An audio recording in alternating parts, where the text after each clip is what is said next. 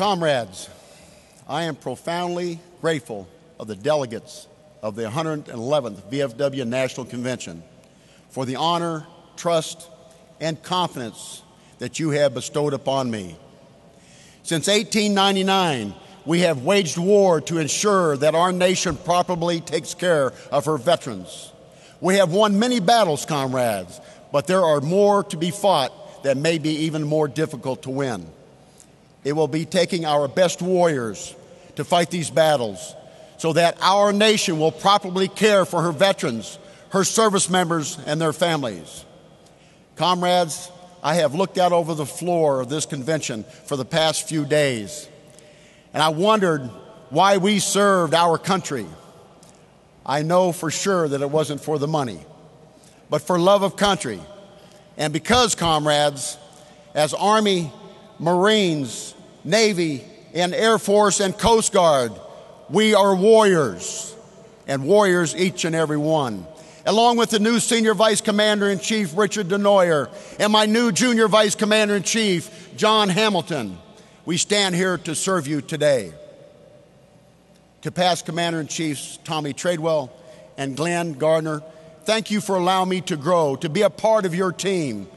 To all the past chiefs here today, especially past chiefs Gary Kerpius and Alan Gunnar Kent, my Adjutant General, thank you for your leadership, your guidance, and for your mentorship. To my ship 4084 in Ridgecrest, California, to my state of California and the entire Western Conference, thank you for the years of support and friendship. I also want to recognize in memory Hal Jordan, Dennis Boudreau, John Flannery, and Ken Robbins, all of whom have since passed, and thank them for taking me under their wings and showing me how great this organization truly is. To our new National President, Cortina Barnes, and all the members of the VFW Ladies Auxiliary, who I believe are angels of warriors, thank you for all you do for the good of the entire organization. Without a doubt, all of you make all of us better. To Walt Hamilton, Paul Chevalier, Jack Johan, and Charlie Baker, all Marines who I have served with in the past that are here today to help celebrate my election as Commander-in-Chief. To each and every one of you, thank you. Thank you for your continued friendship. To Andy and Hazel Anderson, you will never know what your friendship means to me. To my very special guests, my daughters Shannon, Anna, Amy, my granddaughters Hope, Lauren, my sisters Wanda, Deborah, I want to thank each and every one of you so very much for touching my life the way you have done. And to my wife and love of my life, Celeste, thank you so much for the patience. Thank you so much for your patience, your understanding, and for your love. Without your unconditional support, I would not be here today. Comrades, this speech will be short. And to some of you, that might be a blessing. But I want you to remember two things. The VFW needs bullets and we need rifles. Everyone at this convention today, and so are thousands of others back home in the states and departments, districts, and posts. You are the leaders. You are the ones who can be truly counted on to do whatever it takes to achieve our objective. But every rifle needs bullets, and that's our membership. And from one grunt to all the other warriors in this room, you know for a fact there can never be too many bullets. That's where our membership recruiting objectives need to be focused. We need to have more bullets, not temporary rounds that ricochet off at the end of one membership year. Did you know that since 2007, more than 350,000 annual members did not renew their membership? Included in that number were almost 120,000 former members younger than 39 years old. This is a shocking amount of lost ammunition. But the question we have to ask ourselves is why? Are we too eager to push an inexpensive one-year membership instead of explaining the true value of a lifetime membership? Are we so focused on the recruiting 2 million current war veterans that we forgot about the 15 million others who are also eligible from past wars and conflicts? Do we assume everyone knows who the VFW is and what that we do when in fact they don't. Some of you know that I retired from the United States Marine Corps in 1987 after serving 20 years, but you probably don't know is I didn't join the VFW until 1988. I was building a house in California, and I stopped by the local hardware store to pick up some supplies and just happened to notice a sign advertising the formation of a brand new post. One opportunity led to another, and before too long, I was the commander of VFW Post 10165 in Cameron Park, California. Then on to district commander, then to department commander of California in 1999-2000. And very proudly, my greatest achievement was to receive the Triple Crown, earning All-American honors at all levels. Comrades, I was able to accomplish this by surrounding myself with other warriors who fought long and hard for veterans and who gave me the honor of being All-American. I said this to say what I just said. No one ever asked me to join. Again, let me repeat that. No one has ever asked me to join up to that time. So how many other veterans out there who just need to be asked? The VFW reached 100% of its recruiting goals for 37 consecutive years from 1956 to 1992. But from 1993 forward, our membership has dropped from a record high of almost 2.2 million veterans to 1 million we have today. That's a lot of bullets, comrades. And the loss is mainly due to non-renewals and not to our aging veterans population. About 60,000 members passed away last year, but we had more and made up for that with the 111,000 new or reinstated members. The reason why we fell 19,000 short of reaching 100% this year was because almost 70,000 members did not renew their membership. This happens every year. And primarily, the reasons given is I don't feel like they fit in, or they don't feel like they like the leadership. Comrades, we are not working for any post, we are not working for any district, and we are surely not working for any state or department. Comrades, we are fighting for warriors. Comrades in battle, just because you don't like the commanding officer or the platoon sergeant doesn't mean you don't defend your position. You protect yourself and those warriors beside you. It is the same now as then. You must stand up and fight for veterans by defending your perimeter with new membership.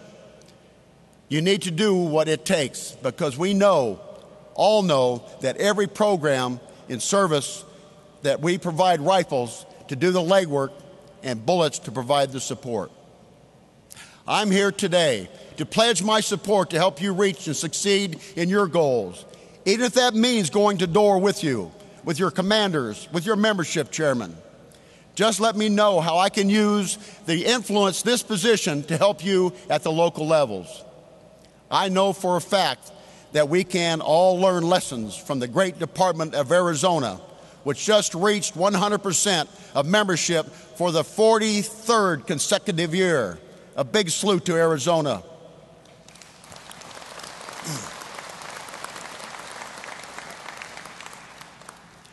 I also want to applaud the 26 other departments and states who also reached 100% under Tommy Tradewell's leadership. Would all those state and department commanders please rise and be recognized again? Job well done, comrades. Rifles and bullets. That's what I want you to take back home. I also want everyone to imagine that their state and departments and districts and posts are like combat units in the field with missions and objectives. Each and every department has a perimeter to hold and defend, and that is 100% membership. We are counting on you to hold your perimeter. Do not allow yourselves to be overrun. Comrades, we all know at the end of June 2011 who have held their position and who did not. Those that reached that 100% have reached their objective. Those that reach 100% plus have taken their ground. Any combat unit worth its salt will take their objective and accomplish their mission. I want warriors who are willing to go into battle with me. For those that do not wish to go into battle with me, for veterans, please stand aside and let the rest of us pass through.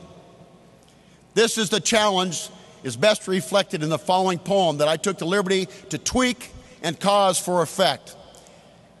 We band of warriors, whoever does not have the stomach for this fight, let them depart. Give them money to speed their departure, since we do not wish to die in this person's company. Whoever lives past today and comes home safely will rouse themselves each and every year, show their neighbors their scars, and embellish stories of how great our feats were in battle. These stories will teach our sons and daughters, and from this day until the end of time, we will be remembered. We few, we happy few, we band of warriors.